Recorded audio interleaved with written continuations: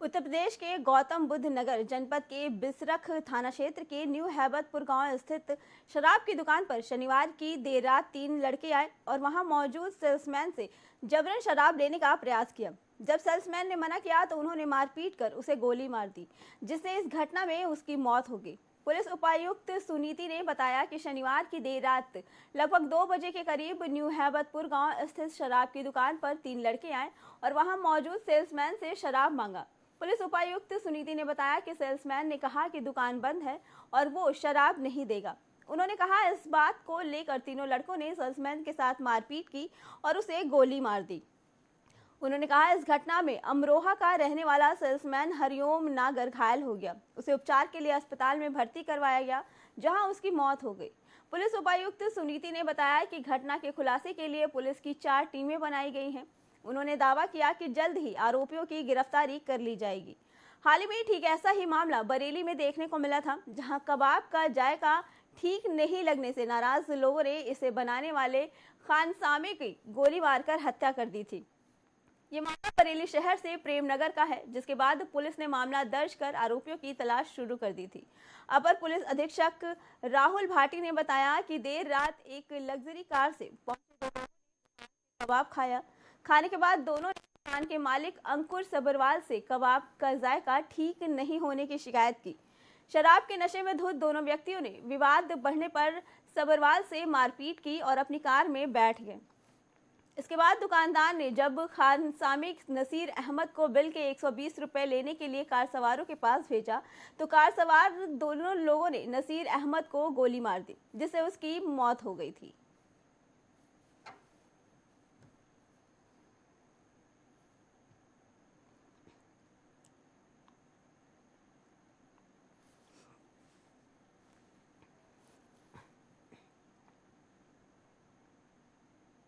लोकसभा चुनाव 2024 के पहले फेज की वोटिंग में 18 दिन बाकी हैं। इस बीच नेताओं की जुबानी जंग भी तेज होती जा रही है। तीखी और अमर्यादित बयानबाजी की जा रही है। ऐसा ही एक बयान प्रधानमंत्री नरेंद्र मोदी के खिलाफ किया गया। उन पर तीखी टिप्पणी करते हुए उनका अपमान किया गया। भाजपा नेता शुभेंदु अधिकारी ने उस बयान को प्रधानमंत्री मोदी का अपमान बताया और लंबी चौड़ी पोस्ट लिखकर बयानबाजी करने वाले नेता पर तीखा पलटवार किया। बयानबाजी तृणमूल कांग्रेस के नेता पीयूष पीड़ा ने की। उन्होंने पीएम मोदी पर जातिवादी टिप्पणी की, जिसका भाजपा ने विरोध जताया। अयोध्या और राम मंदिर पर भी टिप्पणी हुई। पश्चिम बंगाल की मुख्यमंत्री ममता बनर्जी की पार्टी के नेता पीयूष पांडा का एक वीडियो सोशल मीडिया पर वायरल हो रहा है। इसमें उन्होंने कहते हुए सुना जा सकता है कि एक तेली का बेटा अयोध्या जाकर राम मंदिर का उद्घाटन कैसे कर सकता है, रामलला की पूजा कैसे कर सकता है। नरेंद्र मोदी ने अधूरे राम मंदिर में प्राण प्रतिष्ठा करके ईश निंदा की है। मोदी अहंकारी है, तेल समुदाय से है। वो मंदिर का उद्घाटन प्रतिष्ठा पर करे और ब्राह्मणों को बुलाया तक नहीं। ऐसे मैं नहीं कह रहा हूँ, शंकराचार्य ने कहा है। भाजपा नेता शुभेंदु अधिकारी पीयूष पांडा का बयान सुनकर भड़क गए। उन्होंने पीयूष पर पलटवार करते हुए एक पोस्ट लिखा। उन्होंने लिखा कि मैं टीएमसी नेता के बारे में कोई टिप्पणी नहीं करता, लेकिन गंदा बोलने वाला व्यक्ति क्षेत्रीय पार्टी टीएमसी के संगठनात्मक जिले का अध्यक्ष है तो उसके शब्दों को उसकी पार्टी का आधिकारिक रुख माना जाना चाहिए। उन्होंने न सिर्फ प्रधानमंत्री को अपमानित करने का प्रयास किया, बल्कि उन्हें तेली का बेटा कहकर नीचा दिखाया। पूरे ओबीसी समाज का अपमान और अनादर किया। इस बयान को चुनाव आचार संहिता उल्लंघन मांगना चाहिए और चुनाव आयोग को उक्त नेता को चुनाव प्रक्रिया में भाग लेने से प्रतिबंधित कर देना चाहिए।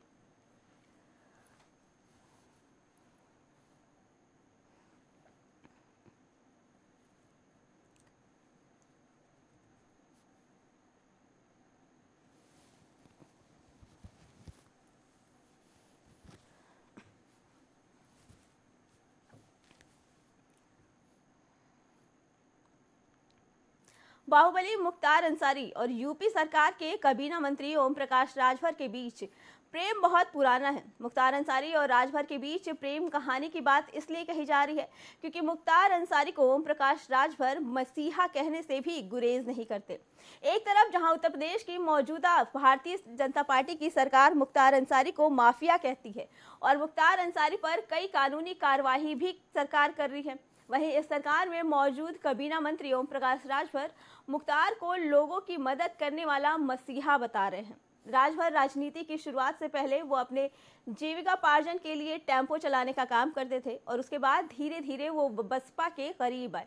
राजभर में बहुजन समाज पार्टी के लिए काम किया और बहुजन समाज पार्टी के सिंबल पर साल 2091 में और साल 1996 में कोलसाला विधानसभा सीट के प्रत्याशी भी रहे। दोनों बार चुनाव में ओम प्रकाश राजभर तीसरे स्थान पर रहे। उसके बाद साल 2002 में बसपा से टिकट न मिलने पर उन्होंने सुहेल देव भारतीय समाज पार्टी का गठन किया। वरिष्ठ पत्रकार परवेज अहमद बताते हैं कि इस नई राजनीतिक दल की शुरुआत के बस पूर्वांचल में मुख्तार और राजभर की दोस्ती हुई। दोनों एक दूसरे की जातियों को जोड़ने के लिए एक दूसरे के साथ आए। राजनीति में एक दूसरे को सहारा देने के लिए राजभर और मुख्तार ने एक रेल पटरी बनाई और एक दूसरे के वोटों को एक दूसरों को ट्रांसफर करवाया। इसका लाभ राजभर और मुख्तार अंसारी दोनों को हुआ। तमाम ऊंच नीच के बावजूद न कभी मुख्तार ने अपने रिश्ते राजभर से नकारे और न ही कभी राजभर ने मुख्तार से अपने रिश्ते नकारे। मऊ में वरिष्ठ पत्रकार विनय जायसवाल ने एक बातचीत में बताया कि मुख्तार और राजभर एक दूसरे के पूरक हैं। मुख्तार अंसारी जिस मऊ की सदर सीट से 5 बार विधायक रहे हैं, उस सीट पर राजभर वोट बैंक की संख्या लगभग 50,000 है। वहां राजभरों का वोट मुख्तार को दिलाने में ओम प्रकाश राजभर मदद करते थे और ओम प्रकाश राजभर को हर स्तर पर मदद मुख्तार अंसारी से मिलती थी। ओम प्रकाश राजभर अपने मुख्तार अंसारी के रिश्तों को लेकर बेहद मुखर रहे हैं। उन्होंने अलग अलग समय पर मुख्तार अंसारी से अपने रिश्तों पर कई बयान भी दिए। राजभर ने एक बार यहाँ तक कहा था कि मैं सिर्फ मुख्तार अंसारी के संपर्क में ही नहीं हूँ, बल्कि मंत्री रहते हुए भी उनसे कई बार जेल में जाकर मिला भी हूँ। मुख्तार अंसारी ने दावा किया था कि वो 6 बार बांदा जेल में और पंजाब के रोपड़ जाने के बाद भी वहां जाकर वो मुख्तार से मिले थे। देखिए, जिन गरीबों की उन्होंने मदद किया है वो मसीहा मानते हैं। जिन गरीबों की उन्होंने मदद किया था वो उनको मसीहा मानते हैं। ये बात मैंने कही। आपने क्रांतिकारी भी कहा था क्या? नहीं, मैंने कहा कि जिन गरीबों को वो मदद किए हैं सुख में दुख में, तो वो उनको मसीहा मानते हैं। अच्छा, अफजाल अंसारी हैं, उनके बड़े भाई, उनका आरोप है कि उनको जहर देके मारा गया और इसके पीछे जो है माफिया ब्रजेश सिंह को बचाने की साजिश है और मुख्तार अंसारी उनके फ़ोन पे भी कह चुके हैं कि देखिए, घटना दुखद है। ईश्वर के आगे किसी की चलती नहीं है और जो मेडिकल रिपोर्ट आई है वो रिपोर्ट यही है कि हार्ट अटैक से है। जैसा कि बेटे उनके उम्र की डिमांड हुई कि मजिस्ट्रेटियल जांच का, तो उसमें सरकार के तरफ से मजिस्ट्रियल जांच के आदेश दे दिए गए हैं। जांच भी शुरू हो गई है। आपने कहा कि जिनके साथ जो गरीब हैं वो मसीहा कहते हैं, आप क्या कहेंगे उनको, मुख्तार अंसारी को? आप मैं फिर कह रहा हूं, जिन गरीबों को उन्होंने मदद किया, सुख में दुख में काम किया, वो गरीब उनको मसीहा मानता है अपना। आपने बहुत पहले उनको क्रांतिकारी कहा था, आप अपने देखिए, मैं उनके साथ था। देखिए, कौमी एकता दल जब उनका था तो हम लोग मिल करके चुनाव लड़े थे। फिर उसके बाद हम लोग समाजवादी पार्टी के साथ गए, फिर उनसे मिल के चुनाव लड़े। उसके बाद फिर हम एनडीए में शामिल हैं भारतीय जनता पार्टी के साथ। तो भारतीय जनता पार्टी की सरकार बनाने के लिए हम लोग लड़ रहे हैं। उनके जाने से पूर्व भी उत्तर प्रदेश में कुछ नुकसान? कोई नुकसान नहीं है, कोई नुकसान नहीं है। जो लक्ष्य हम लोगों का, उस लक्ष्य की पूर्ति के लिए हम लोग अपने काम पर लगे। अंसारी के बड़े भाई अफजाल अंसारी का कहना है कि प्रधानमंत्री इस बार जो है 400 सीट पार नहीं हो पाएंगे।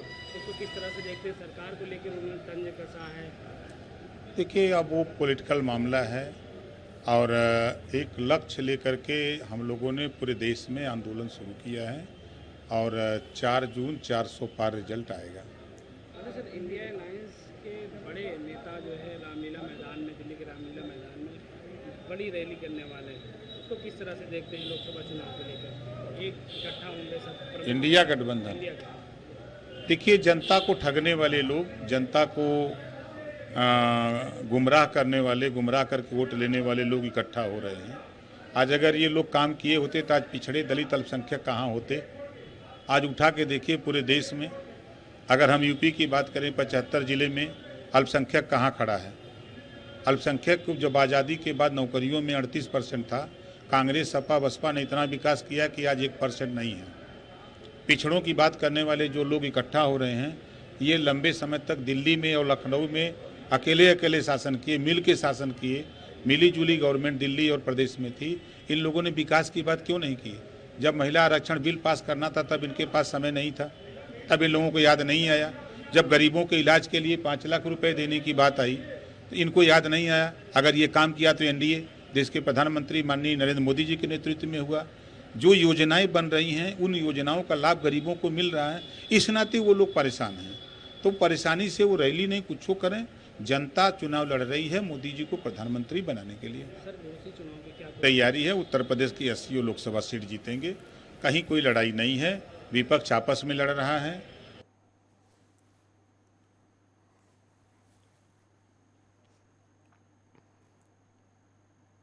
क्या आपने कभी सोचा होगा कि खाने में मसाले कम हो जाने की वजह से किसी शख्स ने अपनी पत्नी को छत से उठाकर नीचे फेंक दिया? अगर नहीं तो आप जान लीजिए। सोशल मीडिया पर एक वीडियो काफ़ी तेज़ी से वायरल हो रहा है। इस वीडियो में एक शख्स अपनी पत्नी को छत से बस इसलिए नीचे उठाकर फेंक देता है क्योंकि उसकी पत्नी चिकन में मिर्च डालना भूल जाती है। घटना पाकिस्तान के लाहौर शहर में स्थित नौरेनियर चौक की बताई जा रही है। यहाँ शालीमार रोड के पास रहने वाली मरियम को उसके पति ने छत से बस इसीलिए फेंक दिया क्योंकि उसे चिकन में फीकी लग रही थी और उसमें मिर्च नहीं थी। इस भयावह घटना के बाद वहां उपस्थित लोगों ने महिला को आनन फानन में नज़दीकी अस्पताल में भर्ती कराया। मौजूदा समय में महिला की स्थिति नाजुक बनी हुई है और उसका उपचार चल रहा है। मरियम के पैरों में गंभीर रूप से चोट आई है। वायरल हो रहे वीडियो में देखा जा सकता है कि जब वो छत से नीचे गिरती है तो पैरों के बगल की ज़मीन नीचे आ जाती है। इस दौरान वो उठ भी नहीं पा रही थी। बाद में आसपास के लोग आकर उसकी मदद करते हैं। एक मीडिया रिपोर्ट के मुताबिक पुलिस ने एफआईआर दर्ज कर लिया है। यही नहीं, मुख्य आरोपी शख्स को गिरफ्तार भी कर लिया। इसके अलावा अधिकारियों ने महिला की सास और उसके देवर के खिलाफ भी मामला दर्ज किया है। सास का नाम शाजिया और देवर का नाम रोमान बताया जा रहा है।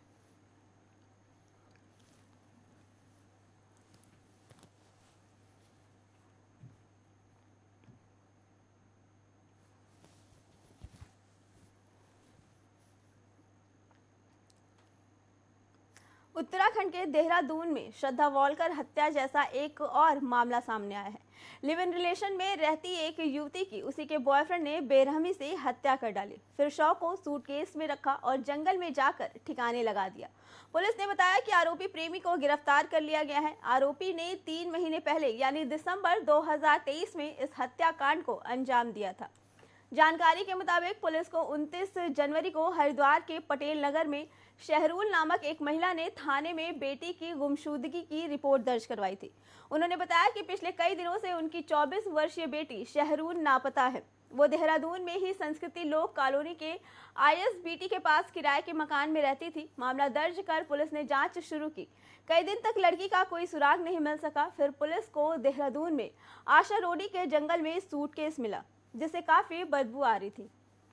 पुलिस ने सूटकेस को खोला तो उसमें उन्होंने एक सड़ी गली हालत में लाश देखी। लाश की पहचान कर पाना बहुत ही मुश्किल था। पुलिस ने शव का पोस्टमार्टम करवाया तो पता चला ये लाश किसी और की नहीं बल्कि उसी लड़की की है जिसकी गुमशुदगी की रिपोर्ट हरिद्वार के पटेल नगर थाने में दर्ज करवाई गई है। देहरादून और हरिद्वार पुलिस ने मिलकर फिर मामले की आगामी जाँच की। पता चला कि इस हत्याकांड को 23 साल के राशिद ने अंजाम दिया है। पुलिस राशिद को तलाशती रही। फिर एक दिन उन्हें सूचना मिली कि राशिद संस्कृति लोक कॉलोनी स्थित अपने कमरे में आया है।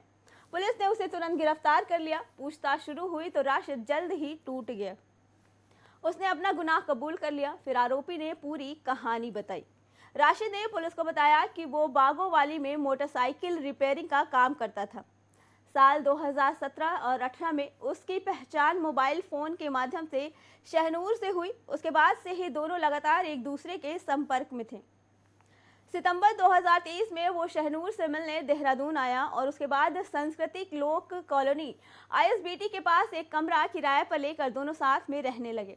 शहनूर ने उसे बताया था कि वो ब्यूटी पार्लर में काम करती है, लेकिन पता पूछने पर हमेशा उसे टाल देती थी। शहनूर अक्सर रात को देर से आती और कई बार अगले दिन सुबह कमरे पर आती थी।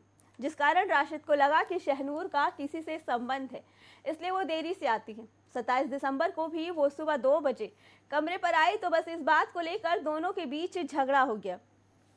लड़ाई के दौरान शहनूर ने उसे थप्पड़ मार दिया, जिस पर गुस्से में आकर राशिद ने शहनूर का गला दबाकर उसकी हत्या कर दी।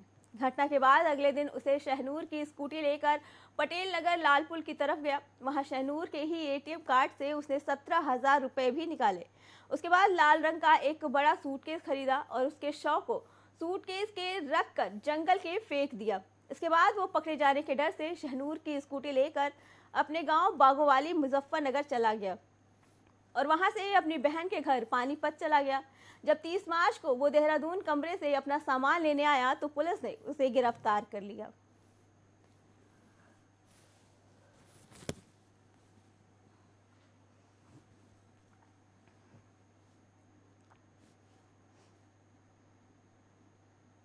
सहारनपुर से एक दिल दहला देने वाली वारदात सामने आई है। यहां दबंग आरोपी ने अपने ही मोहल्ले के एक युवक की गोली मारकर हत्या कर दी। वारदात के बाद आरोपी मौके से फरार हो गया। घटना के इलाके में दहशत फैल गई है। युवक की हत्या दबंगई के चलते की गई। सूचना पुलिस को दी गई। पुलिस ने शव को पोस्टमार्टम के लिए भेजा और जांच में जुट गई।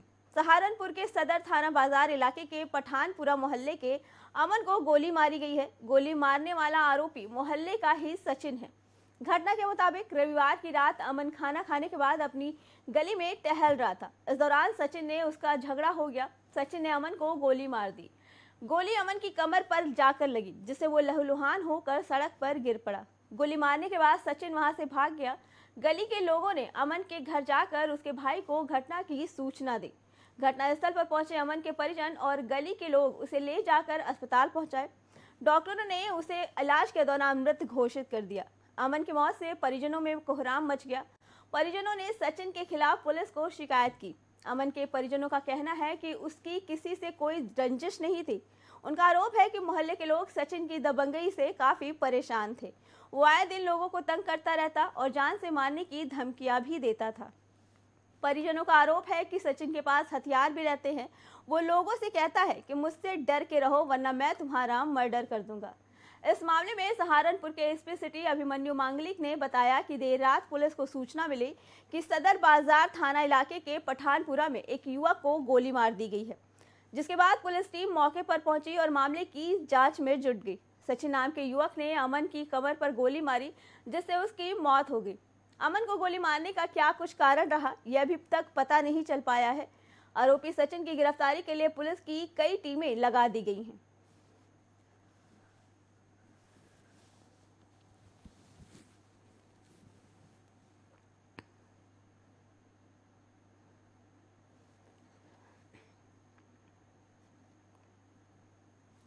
उत्तर प्रदेश के अलीगढ़ में फ्रिज में धमाका होने से घर में आग लग गई। भीषण आग में सब कुछ जलकर राख हो गया। घटना से इलाके में हड़कंप मच गया। मौके पर पहुंची पुलिस फायर ब्रिगेड की गाड़ियों की मदद से आग बुझाने में कामयाबी पाया। जिस वक्त घर में आग लगी उस दौरान वहां सिर्फ बच्चे मौजूद थे। फ्रिज से उठता धुआं देख वो घबरा गए। फ्रिज में धमाके के बाद मकान की छत ध्वस्त हो गई और पूरे घर में आग फैल गई। घर की महिला अफ्तारी लेने के लिए बाजार का सामान बाहर गई थी। उसी दौरान मकान में आग लग गई। जब तक आग बुझाई गई तब तक मकान में सारा सामान जल गया था। आग की घटना में करीब 5 लाख रुपए का नुकसान हुआ। आग की ये घटना अलीगढ़ के थाना कारसी क्षेत्र के जाकिर गली नंबर 5 की है। जाकिर नगर के रहने वाले भूरे खान मजदूरी करके अपने घर का गुजर बसर करते हैं। रविवार को वो मजदूरी करने के लिए गया था। घर में पत्नी नगमा और बच्चे थे। शाम को अफ्तार का वक्त हुआ तो नगमा सामान लेने के लिए बाजार चली गई। घर में बच्चे ही मौजूद थे। अचानक घर में रखे फ्रिज से धुआं निकलने लगा। धुआं देख बच्चे डर के बाहर भाग गए। फ्रिज से निकली चिंगारी ने घर में रखे सामान में आग पकड़ ली। बच्चों ने शोर मचाया। आग लगने से लोग इकट्ठा हो गए। घर में रखे गैस सिलेंडर के फटने की आशंका के चलते किसी की हिम्मत आग बुझाने की नहीं हुई। अचानक फ्रिज में जोरदार धमाका हुआ और मकान की छत ध्वस्त हो गई। आग ने भी विकराल रूप धारण कर लिया। आग लगने की जानकारी पुलिस और फायर ब्रिगेड को दे दी गई थी। जब तक आग बुझाने के लिए दमकल की गाड़ियां वहां पहुंचती तब तक आग ने घर में रखा सारा सामान जलाकर राख कर दिया। नगमा ने बताया कि आग की घटना घर में रखा टीवी, फ्रिज, रजाई, गद्दे, चारपाई, बेड और बक्से में रखे 25,000 रुपए सहित सभी कपड़े आग में जल गए। इस दौरान उनका करीब 5 लाख रुपए का नुकसान हो गया। पड़ोसी जमील अहमद ने बताया कि उसके घर के सामान रहने वाले भूरे के घर में आग लगने की वजह से आ रही थी। आग लगने की जानकारी वो मौके पर पहुंचे बच्चों ने बताया कि फ्रिज के पीछे से धुआं उठ रहा है। इस पर उन्होंने मौके पर पहुंचकर देखा तो फ्रिज के पीछे से तेज लपटों के साथ भीषण आग लग रही थी। आग को देख वो अपने साथ कोई दुर्घटना ना हो जाए इसलिए मौके से भाग गए। जमीन मकान की छत पर चढ़ गया और आग बुझाने की कोशिश करने लगा। तभी पड़ोसी के मकान में तेज धमाके के साथ ब्लास्ट हो गया और उसके मकान की छत ध्वस्त हो गई।